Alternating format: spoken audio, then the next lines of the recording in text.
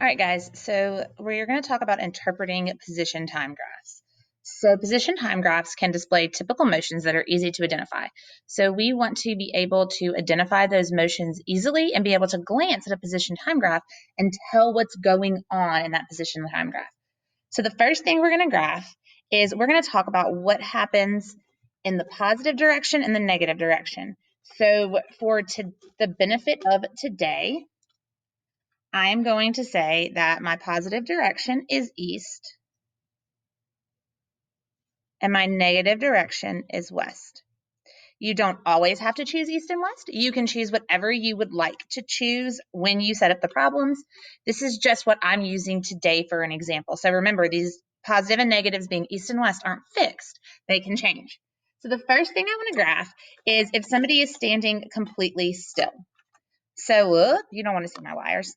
So if somebody is standing completely still or they're stopped, they're stationary. So my line is going to have 0 slope, or my vector. So if I was going to draw a picture of what this person looked like, here's my point of reference. My person isn't at 0. They're a little bit east of 0. So my person is just standing there. He's stationary. I'm going to spell stationary. Stationary. There we go. So when I make this, I would say that it's a horizontal line.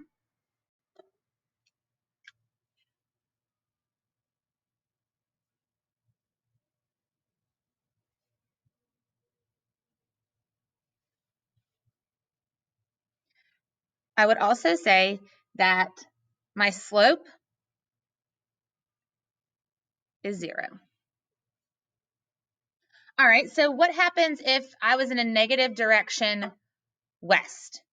All right, so I have my little guy. Here's my point of reference, right? I'm going to draw it this way a little bit. So if he was east, he'd be to the right of my point of reference, but he's not. He's west. So I'm going to draw him a little bit to the left of my point of reference. So again, my person is stationary. I'm having trouble with that word this morning. He's stationary. And when I draw my line on the graph, on my position time graph, he's not at 0. He's not at my origin. He's a little bit west of my origin. So he's a little bit negative. So I'm going to draw the line below 0. All right, so let's talk about a constant velocity. So a constant velocity would be like you have your cruise control on. It's really not ideal. Most things don't travel at a constant velocity. Our pace usually varies if we're running, or even if something is moving, the pace is typically varying. But in an ideal world, constant velocity does happen because it's an ideal world. So let's talk about what that graph looks like. So I'm going to draw my ground here. And I'm going to draw my point of reference. And I've got slow and steady Miss Neal. And slow and steady Miss Neal is starting at the point of origin.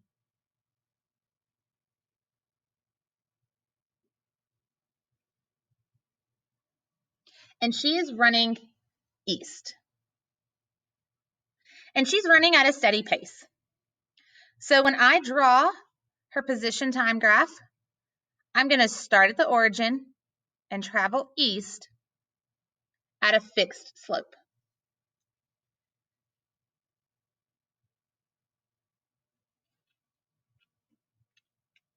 And I'm racing against a cross-country runner. Probably not the best idea Miss Neal has ever had. And they're a lot faster than me. So because they're a lot faster than me, they have a faster velocity. And I want to note that on the graph. They're traveling at a constant speed, but their velocity is faster. So their position isn't at 0. They're a little bit east of the starting position. So I'm going to go a little bit above the starting position, and I'm going to draw a steeper straight line because their velocity was faster. It's going to have a higher slope. So when we graph constant velocity, we need to remember two things. We need to remember that it is always a straight line because it's like having on cruise control.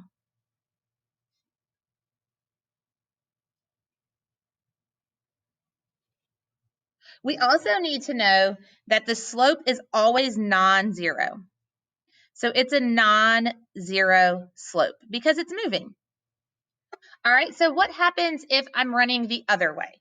What happens if I'm running west? So let's give that a try. Let's draw my straight line. I'm going to put my X for my reference point, and let's do the same thing. Miss Neal is starting at the starting point, and I mean, I really am slow compared to the cross-country runners. So here I am. I'm at the starting point, and I am moving. But I'm moving west or to the left.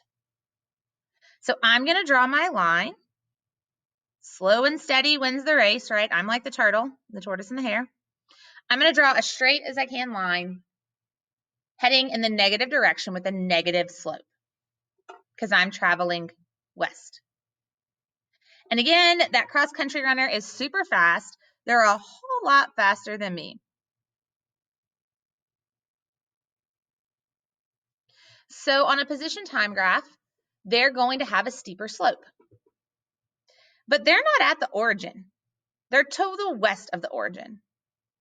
So I'm going to start a little bit below, and I'm going to draw a steeper line because it's got a faster slope.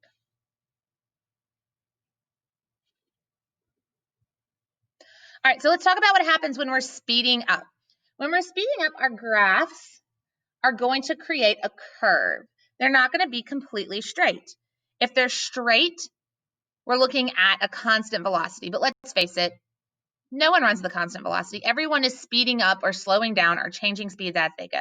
So if it's not a constant velocity vehicle or it's not on cruise control, you're always going to have this curve on your position time graph.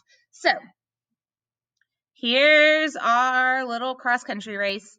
Here's the origin. Let's start with slow and steady Miss Neal. But she's not really slow and steady. She's going to pick up her pace some. So she's going to start at the origin. And I'm running. And I'm accelerating east. So my velocity is ever changing. My position is changing. So when I draw that position time graph, I'm going to start at 0 because I'm at the origin, and it's going to curve upward.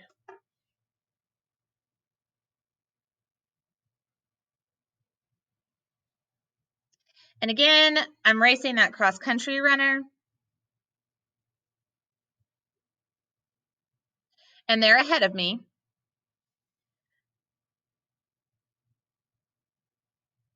So they're going to be a little bit more positive on that position time graph.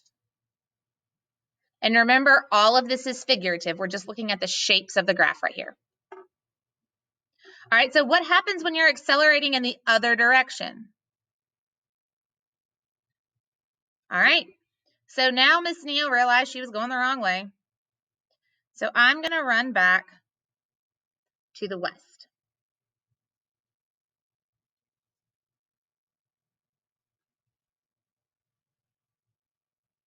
So my position time graph is going to curve negatively. And here's my cross-country runner.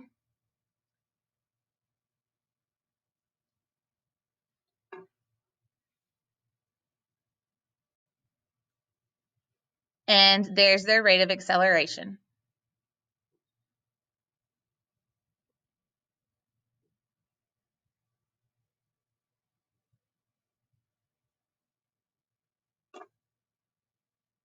All right, so we're going to get into the math of this today.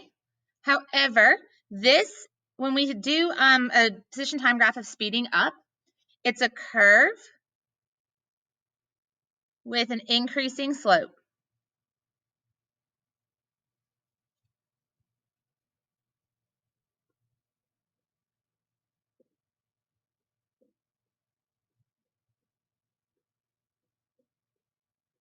And that increasing slope is a magnitude of tangent line. So it's a curve with an increasing magnitude of tangent line slope. All right, so let's talk about slowing down. If we're speeding up, we have a curve with increasing magnitude of tangent lines. So if we slow down, we're going to have a curve with decreasing magnitude of tangent line. All right, so here is my racetrack. I'm going to go ahead and draw both of them while I have the black marker out. I'm going to put my point of references. And here's Miss Neal. She's at the reference point.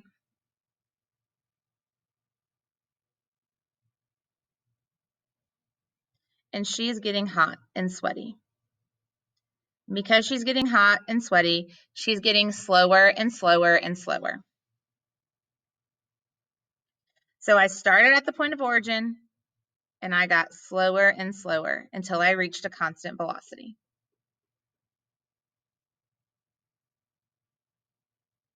If I was going in the other direction, oh, my person's really far up and down.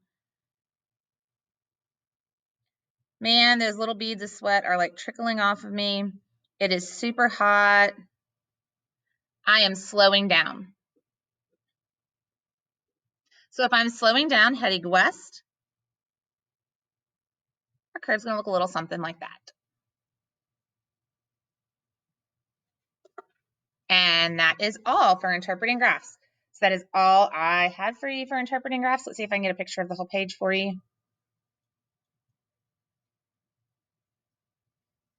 All right. I hope that answers any questions.